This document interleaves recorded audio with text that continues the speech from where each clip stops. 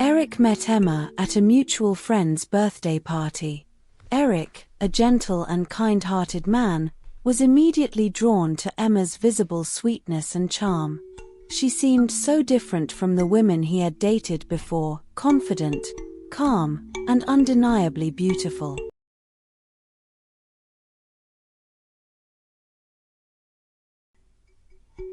Emma's childhood was marked by an aggression that seemed out of place in such a small, delicate-looking girl. Her parents, oblivious to the heaviness of her behavior, often dismissed the constant complaints from other parents and teachers. They believed she was simply a spirited child, misunderstood by those around her. In the schoolyard, Emma's presence was felt by everyone. She had the ability to identify the weaknesses of her peers and exploit them. Her bullying was both physical and psychological, and it wasn't long before she became a figure of fear among her classmates. The other children tried to avoid her rage, but Emma had a way of making herself the center of attention, whether wanted or not. As Emma grew older, she began to understand the consequences of her actions.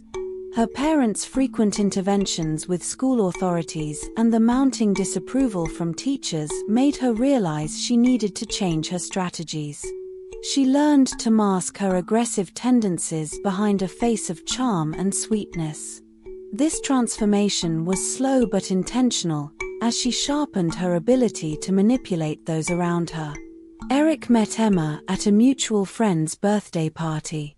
Erick, a gentle and kind-hearted man, was immediately drawn to Emma's visible sweetness and charm. She seemed so different from the women he had dated before, confident, calm, and undeniably beautiful. Emma, spotting an opportunity, turned her charm up to full volume. For the first few months, Emma played the role of the perfect girlfriend flawlessly. She was attentive, affectionate, and always seemed to know exactly what Erick needed.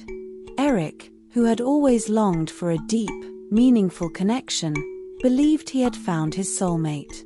Emma's act was so convincing that even Erick's friends and family fell for it, welcoming her into their lives with open arms. Their relationship moved quickly. Within a year, Erick proposed, and Emma accepted with tears of joy and promises of a joyful future.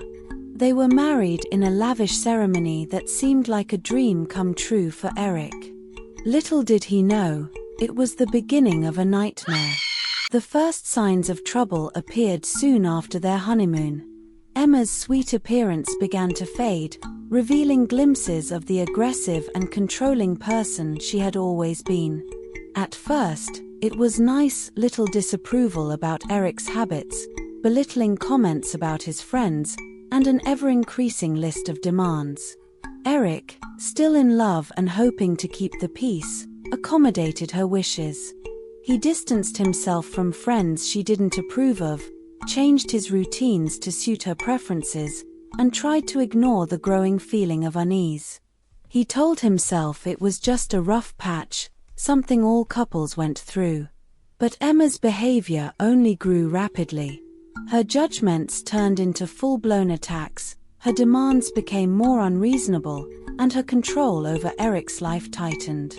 She monitored his phone, dictated who he could see and when, and manipulated situations to always put herself in the position of power. Erick's friends began to notice the changes in him. He became withdrawn, his once vibrant personality dulled by the constant strain of trying to win over Emma. They urged him to stand up for himself, to consider leaving her if things didn't improve. But Erick, blinded by his love for the woman he thought he knew, clung to the hope that things would get better. As the years passed, Erick's hope decreased. The woman he had fallen in love with seemed like a distant memory, replaced by someone he barely recognized. The breaking point came one night after a particularly heartless argument. Emma, in a fit of rage, threw a heavy glass vase at Erick, narrowly missing his head. The shock of that moment made Erick realize that he could no longer deny the reality of his situation. The next morning, Erick made known to his best friend, Mark, who had been one of the few constants in his life despite Emma's attempts to isolate him. Mark listened, his face a mixture of concern and anger. "You need to get out of this marriage, Erick. It's not just about you anymore. This is abuse." Erick knew Mark was right. He sought legal advice and began the process of filing for divorce. However, Emma was not one to let go easily. When she discovered Erick's intentions, she went into overdrive. She intercepted the divorce papers, manipulated legal procedures to delay the process, and used every trick in her arms to keep Erick trapped.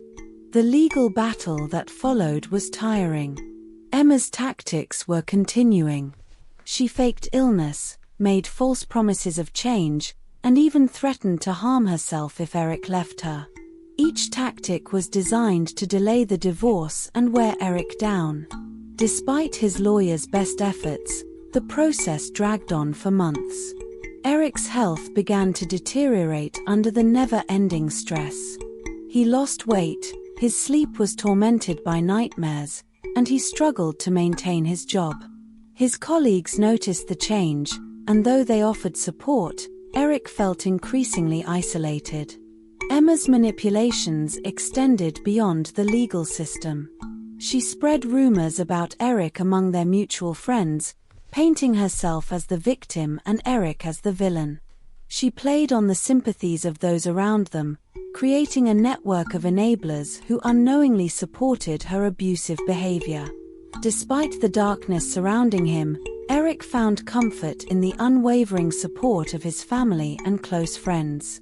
His parents, shattered by the toll the marriage had taken on their son, offered him a place to stay and financial assistance to help with the legal costs. Mark continued to be a pillar of strength, providing a listening ear and practical advice.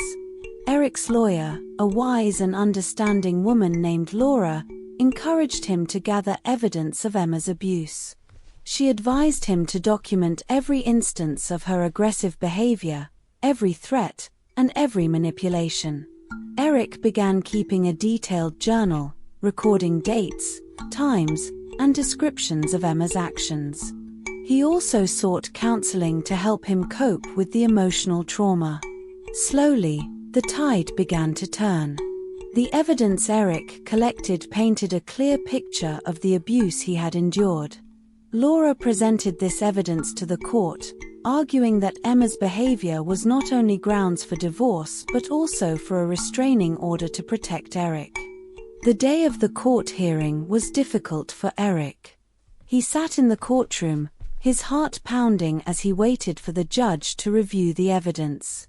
Emma, still confident in her ability to manipulate the situation, sat across from him, her expression a mix of disobedience and fake innocence. Laura presented the evidence with accuracy and clarity. She detailed Emma's history of aggression, her manipulative ways, and the physical and emotional abuse Erick had suffered. Witnesses, including Mark and Erick's parents, testified on his behalf, confirming his account and highlighting the impact Emma's behavior had on his life. Emma's lawyer attempted to discredit the evidence, portraying Emma as a misunderstood woman who had been pushed to her limits by an unloving husband. But the perfect weight of the documented abuse was undeniable. The judge listened carefully, asking pointed questions and reviewing the evidence sharply. After what felt like an eternity, the judge delivered the verdict.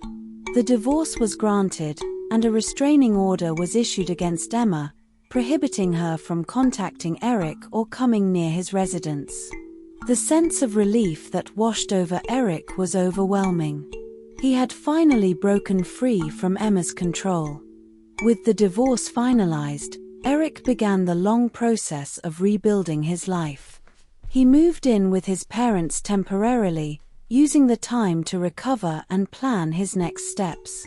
Counseling helped him process the trauma he had endured and rebuild his self-esteem. Erick reconnected with old friends, repairing relationships that had been strained or broken by Emma's influence. He found comfort in their company and gradually rediscovered the joy and passion for life that had been suppressed for so long. Professionally, Erick threw himself into his work, finding purpose and fulfillment in his career. His colleagues noticed the positive change in him, and his performance improved significantly. He also took up new hobbies and interests, exploring activities that had been off-limits during his marriage. Meanwhile, Emma found herself increasingly isolated. Her manipulative behavior, once so effective, began to backfire. Friends who had once supported her started to see through her appearance. The restraining order limited her ability to harass Erick, and her attempts to manipulate others were met with growing doubt. Emma's life spiraled downward. The network of enablers she had built began to crumble, and she found herself alone and struggling to maintain the control she had once wielded so effortlessly. The realization of her own loneliness and the consequences of her actions slowly sank in. Erick's journey to healing was not easy, but it was transformative. The experience had taught him valuable lessons about recognizing toxic relationships, setting boundaries, and valuing his own well-being. He emerged from the ordeal stronger, wiser, and more resilient. In time, Erick met someone new, a kind, understanding woman who appreciated him for who he was. Their relationship developed slowly and naturally, built on mutual respect and genuine affection. Erick's past experiences had made him more familiar with the passing of a healthy relationship, and he approached this new chapter of his life with caution and confidence. Erick's story became an inspiration to others facing similar struggles. He began volunteering with organizations that supported victims of domestic abuse, sharing his story to raise awareness and